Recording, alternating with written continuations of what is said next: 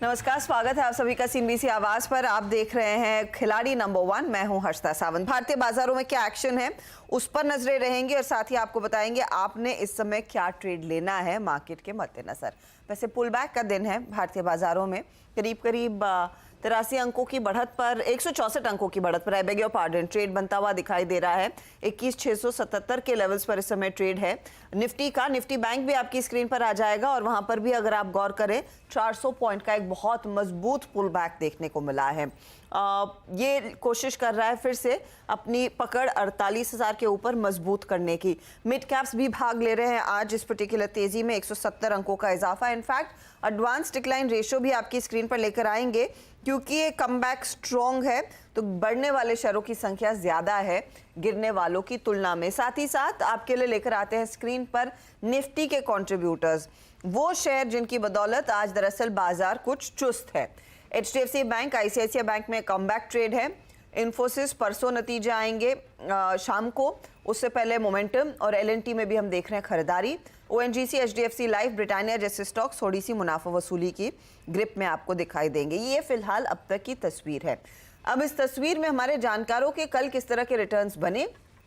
कल हफ्ते का पहला सत्र था, एक थोड़ा मुश्किल सत्र था। उसके बावजूद आप देखिएगा 2% के रिटर्न्स रत्नेश कमा पाए हैं। पंकज 0.36% के पॉजिटिव रिटर्न्स पर है।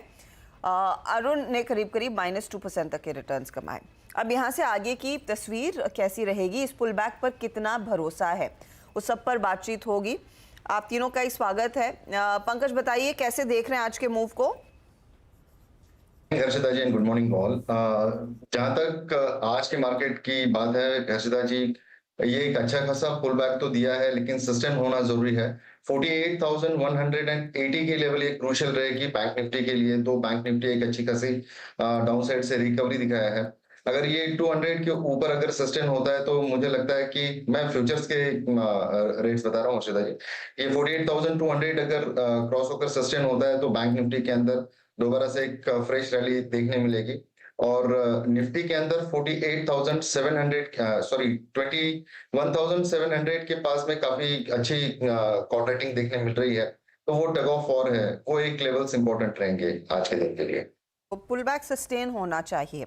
अरुण, आपकी अप्रोच क्या रहेगी? कुछ कैचअप का मौका मिलेगा? गुड मॉर्निंग हर्षदा जी। देखिए 21,700 के कॉल में अभी भी राइटिंग काफी है, तो उसी के आसपास मार्केट सस्टेन कर रहा है। तो उसके ऊपर जाएगा तो डेफिनेटली शॉर्ट कवरिंग का रुझान देखने को मिल सकता है, क्योंकि कल भी 21,700 21,500 इसी के बीच में मार्केट था और आज कल लोअर एंड पे हम बंद हुए थे, आज अपर एंड के आसपास ट्रेड कर रहे हैं। तो डेफिनेटली बाइंग का ही रुझान रहेगा मार्केट में। अगर थोड़ा बहुत करेक्शन भी आता है, चूंकि ओवरऑल आज फिर निफ्टी की एक्सपायरी है तो वोलेटिलिटी रह सकती है। तो 20-30 पॉइंट का या 40 पॉइंट का निफ्टी में डिप आता है तो वो एक अच्छी इंट्राडे में अपॉर्चुनिटी रहेगी लॉन्ग करने के लिए। एक ब्रॉडर रेंज डेफिनेटली 21,500 21,700 750 इसी के बीच में निफ्टी में है। अगर ऊपर का रेंज टूटता है तो बड़ी कवरिंग आपको देखने को मिल सकती है। रत्नेश, किस तरह के ट्रेड्स पर आप ध्यान देना चाहेंगे आज? गुड मॉर्निंग हर्षदा जी, गुड मॉर्निंग एवरीवन, सभी दर्शकों को सुप्रभात। अप्रोच स्टॉक स्पेसिफिक रहेगी। मेरे ख्याल से मिड कैप वगैरह मोमेंटम जो बना है वापस से वो कंटिन्यू रह सकता है। कल भी जैसा व्यू था कि इंडाइसेस में थोड़ा सा अपर लेवल पे प्रेशर आ सकता है। 21,750 21,800 एक सप्लाई जोन है। जब तक इसके ऊपर नहीं निकालेगा तो जो मोमेंटम जो थोड़ा सा डाउन साइड का रहा है वहां से वापस सप्लाई हमको देखने को मिल सकता है। वह नीचे में वापस से 21,600 से 500 के रेंज में सपोर्ट मिलेगा। तो ओवरऑल इंडाइसेस में रेंज इनबाउंड रहेगा। तो मुझे ऐसा लगता है स्टॉक स्पेसिफिक मोमेंटम अच्छा मिल सकता है और वो जारी रह सकता है। ओके, तो मोमेंटम को जारी रहने के आसार हैं। चलिए आज के टॉप कॉल्स पहले आपको दिखाएंगे, फिर बात करेंगे कि किन स्टॉक्स पर आज नई तेजी के आसार बन रहे हैं, नई पोजीशंस क्या आएंगी। डेल्टा कॉप आज नंबर से पहले इसमें करीब 2% तक की कमाई कर ली है रत्नेश ने। डेटा पैटर्न्स ये अरुण का ट्रेड था और पंकज ने इनफैक्ट डेल्टा कॉप दिया था, आई बेग योर पार्डन, और रत्नेश करीब करीब जेबीएम ऑटो में 3.5% तक के रिटर्न्स बनाने में कामयाब थे। ये कल तक की स्थिति थी। आज का सिचुएशन क्या है? पहले तो लेकर आइए आप रत्नेश का पोर्टफोलियो स्क्रीन पर। और इन्होंने एक तो रेनबो मेडिकल ये ट्रेड कैरी किया है, बाकी सब ट्रेड से प्रॉफिट बुक कर लिया या एग्जिट कर लिया। आज एग्जिट कहाँ का किया है? एक तो एमएमटीसी से पोजीशन अपनी काटी है। बंधन बैंक में शॉर्ट साइड का जो ट्रेड था वो बुक कर लिया आज 234 पर। रत्नेश बताइए पहला ट्रेड। पहला ट्रेड थोड़ा सा मुझे ऐसा लगता है कि एबीबी में एक फ्रेश ब्रेकआउट देखने को मिला, तो एबीबी में इसमें एक अच्छा तेजी इस हफ्ते में बन सकती है। तो यहाँ पे एक स्टॉप लॉस लगाना चाहिए 4850 का, और जो टारगेट बनते हैं वो दिखते हैं मुझे वो 5300 रुपए तक के। 5300 की तरफ जा सकता है एबीबी। स्टॉक 4% ऊपर है। ये एक मोमेंटम ट्रेड है आज का, और 4850 का स्टॉप लॉस लगाइएगा अगर आप इस ट्रेड में उतर रहे हैं। पंकज का पोर्टफोलियो अब आपकी स्क्रीन पर आएगा। आज सुबह में इन्होंने जीएमआर एयरपोर्ट में एग्जिट कर लिया। साथ ही साथ डेल्टा कॉप में 153.20 पर अच्छा प्रॉफिट बन गया है इनका। M&M, जुबलेंट, स्वान एनर्जी ये दूसरे ट्रेड्स है जहां पर कल एग्जिट किया था। पंकज, आज का फ्रेश ट्रेड क्या है? हर्षदा जी, कोचिन शिपयार्ड ये ट्रेड रहेगा 1358 1360 के करीब करीब ये ट्रेड अभी चल रहा है। मुझे लगता है कि ये अगर 1372 के ऊपर अगर ट्रेड करना शुरू करें तो एक लंबी तेजी देखने मिल सकती है। मैं प्रीएम्प्ट कर रहा हूँ 1360 के लेवल के ऊपर। तो कोचिन शिपयार्ड में बैंक की सलाह होगी with the stop loss of 1300, और टारगेट जो रहेगा वो 1480 के देखने मिल सकता है। ठीक है। कोची शिपयार्ड में बाय साइड का ट्रेड है। स्टॉप लॉस आप लगाएंगे 1300 के लेवल्स पर। यहाँ पर भी 67 रुपए के गेंस फिर बनते दिखाई दे रहे हैं। 5% ऊपर है ये काउंटर। अरुण कुमार मंत्री का पोर्टफोलियो देखिए, एक तो रेडिंगटन को ये होल्ड कर रहे हैं, दूसरा इनका प्रेस्टीज एस्टेट्स, ये भी इनके पोर्टफोलियो का हिस्सा है। इन्होंने आज सुबह में केपीआर मिल में प्रॉफिट बांधा। डेटा पैटर्न्स में कल ही प्रॉफिट बुक कर लिया था, और केपरी ग्लोबल से भी कल एग्जिट किया। नया ट्रेड अरुण? देखिए, नया ट्रेड अगेन लेटेंट व्यू में रहेगा। ये स्टॉक मुझे लग रहा है लास्ट 7 डेज के जो स्लोपिंग ट्रेंड लाइन है उसका ब्रेकआउट दे रहा है। तो ये स्टॉक को करंट लेवल पे बाय करने की सलाह है। 450 के नीचे स्टॉप लॉस रहेगा, और 498 का टारगेट। ओके, 498 के टारगेट के लिए तेजी का ट्रेड है ये। लेटेंट व्यू 4% ऊपर, एक मोमेंटम ट्रेड। तेजी में आप इस पर दाव खेलें। 498 टारगेट और 450 का स्टॉप लॉस रहेगा। वैसे रत्नेश, आप एक और ट्रेड जोड़ सकते हैं, और पंकज आप भी कुछ इस समय देंगे या फिर इंतजार करना बेहतर है? मैं थोड़ा सा अभी वेट करूंगा। मे बी सेकेंड हाफ में स्टॉक तो आइडेंटिफाई है, पर थोड़ा सा कंसोलिडेशन में है। तो मैं वेट करता हूँ कि अगर ब्रेकआउट अगर उसमें मिलता है वॉल्यूम के साथ में तो फिर मैं देखूंगा। ओके, पंकज आपका क्या प्लान है? मैं रत्नेश जी के साथ में जाना पसंद करूंगा। ओके, तो होल्ड करेंगे। ट्रेड शायद आइडेंटिफाइड है, लेकिन ब्रेकआउट का इंतजार है, और जैसे ही वो ब्रेकआउट आएगा ये स्टॉक्स हमारे साथ शेयर करेंगे। वो ब्रेकआउट अगले 10 मिनटों में आ जाए तो बेहतर, इसी शो में आ जाएगा, वरना ऑफ कोर्स दोपहर का इंतजार।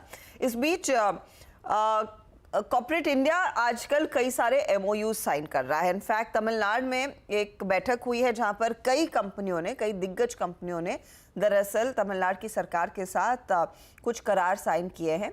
उन्हीं में से एक है brigade group real estate company.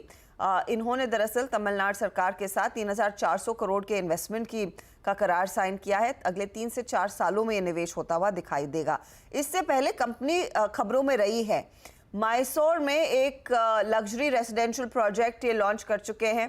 Bangalore में कमर्शियल प्रोजेक्ट के लिए भी इन्होंने एक एमओयू साइन किया था। इन सब पर बातचीत करने के लिए ब्रिगेड ग्रुप के ईडी प्रद्युमन कृष्ण कुमार हमारे साथ जुड़ गए हैं।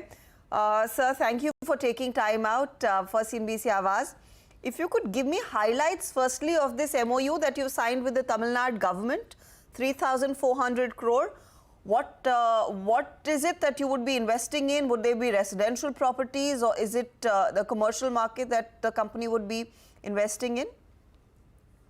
Morning, and thank you for having me on your show. And thanks for English, because I'm not too good with Hindi, so excuse me for that. Yes, so we have signed about totally 2 MOUs for about 3,400 crores. One with the Chennai Metropolitan Development Authority for a little more than 2,000 crores, and one with ELCOT, which is on the technology side of it, which is about 1,400 crores.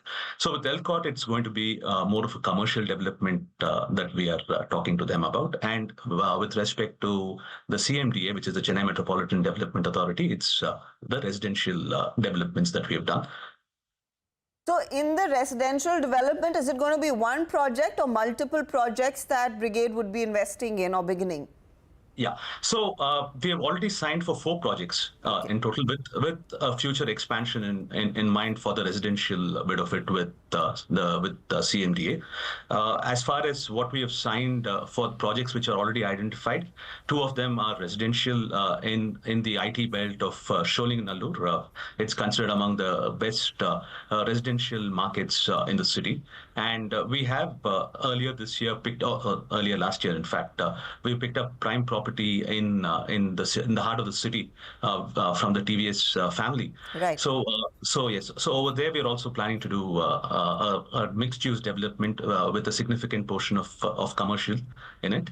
So we have included that with ELCOT, and we have also picked up another office development for IT in the southern belt again for IT development. Okay.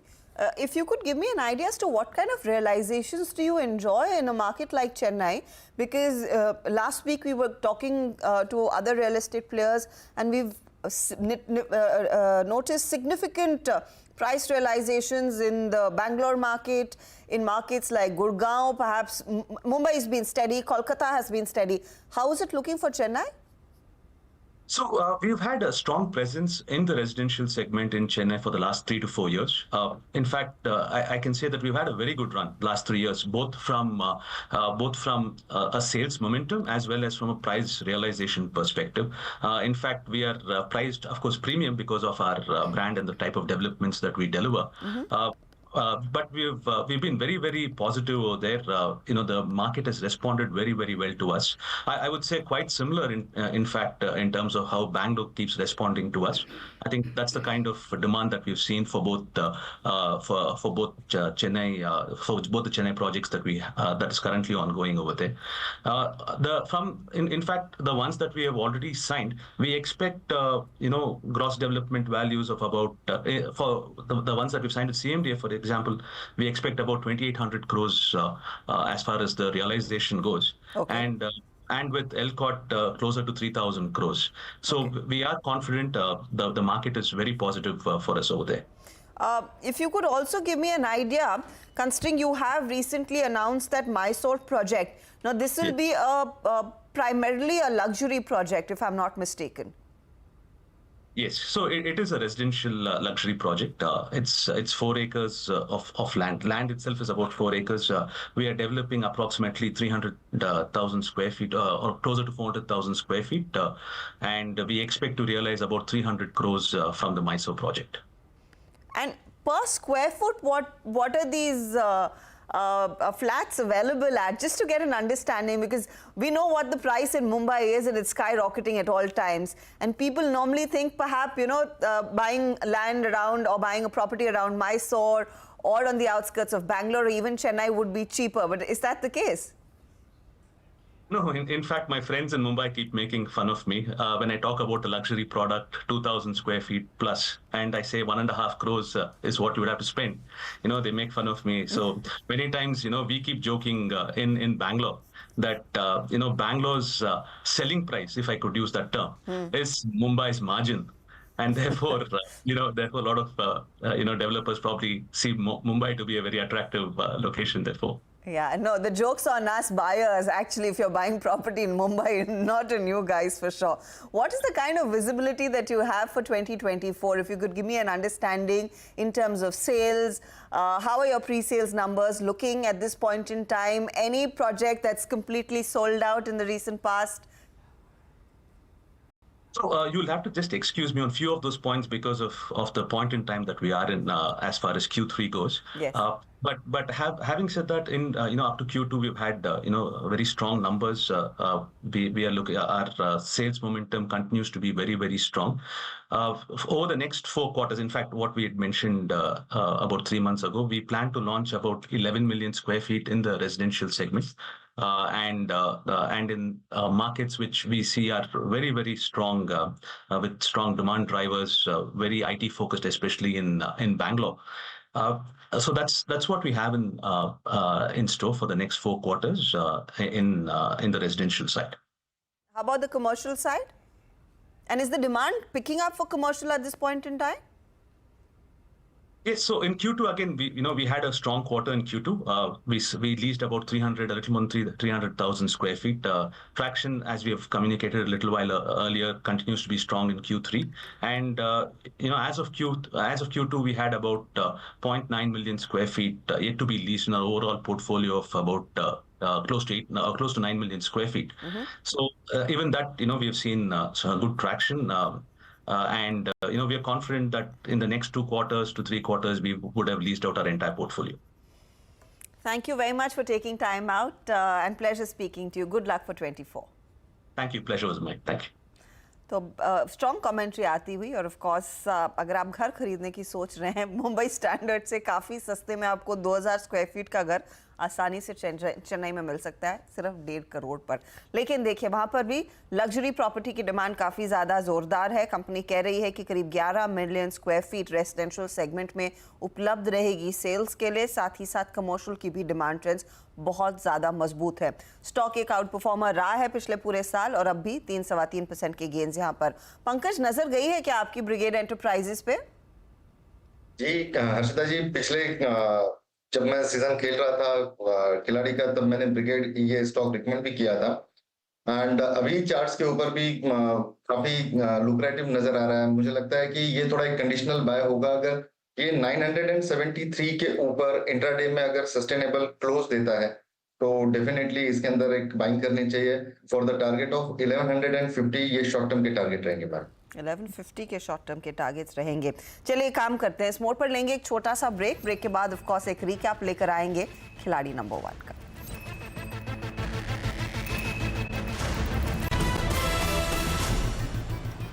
आप देख रहे हैं खिलाड़ी number 1 और इस बीच अरुण ने in fact एक trade बदला है। अरुण बताइए कहाँ प्रॉफिट बुक कर रहे हैं, एग्जिट कर रहे हैं?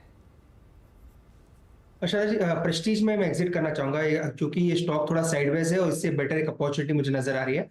तो प्रेस्टीज को एग्जिट करके एक स्टॉक ऐड करना चाहूंगा। JSW एनर्जी को मैं ऐड करना चाहूंगा करंट लेवल के आसपास 426-27 के आसपास चल रहा है। क्योंकि इसका स्टॉप लॉस थोड़ा छोटा है, मुझे लग रहा है रिस्क रिवॉर्ड काफी अच्छा है।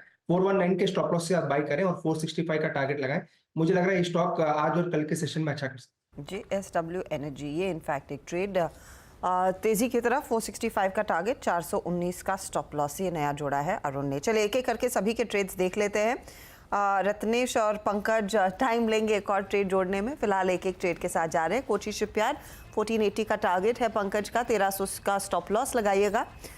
इस ट्रेड में रिटर्न्स बन रहे हैं करीब 0.2% के इस समय पंकज के लिए। अगला ट्रेड आ जाएगा रत्नेश का। तो रत्नेश ने एक जगह खाली रखी है, एक ट्रेड कैरी किया, एक नया जोड़ा। जो नया जोड़ा है वो है ABB इंडिया, 5300 का टारगेट, 4850 का स्टॉप लॉस। और रेनबो मेडिकल में भी तेजी का ट्रेड है, 1500 टारगेट है, 1170 है स्टॉप लॉस। रिटर्न्स देखेंगे तो रेनबो मेडिकल 2.5% ऊपर है, 0.06% का गेन जोड़ रहा है ABB इंडिया। अरुण कुमार मंत्री का पोर्टफोलियो अब आपकी स्क्रीन पर। 2 नए ट्रेड्स हैं, अभी अभी आया JSW energy 465 target, 419 stop loss.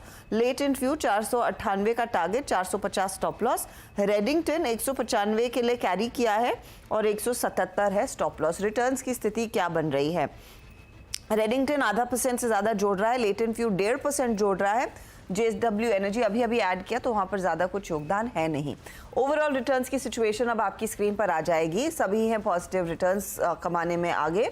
2.5% के रिटर्न्स के साथ रत्नेश लीड कर रहे हैं, 0.77% के रिटर्न्स है पंकज के एंड 0.42% के रिटर्न्स है अरुण के।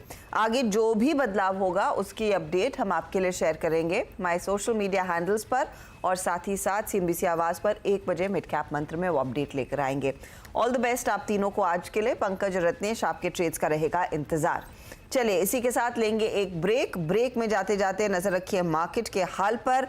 164 अंकों की बढ़त, 21,678 पर इस समय निफ्टी और निफ्टी बैंक की तेजी और बढ़ती हुई 350 पॉइंट से ज्यादा का इजाफा यहां पर बन रहा है। ये है फिलहाल अब तक का हाल बाजार में। सबसे ज्यादा गेन्स इस समय सिप्ला और अपोलो हॉस्पिटल्स अपने नाम जोड़ते हुए दिखाई दे रहे हैं। लेंगे एक ब्रेक, ब्रेक के बाद कमोडिटीज का हाल।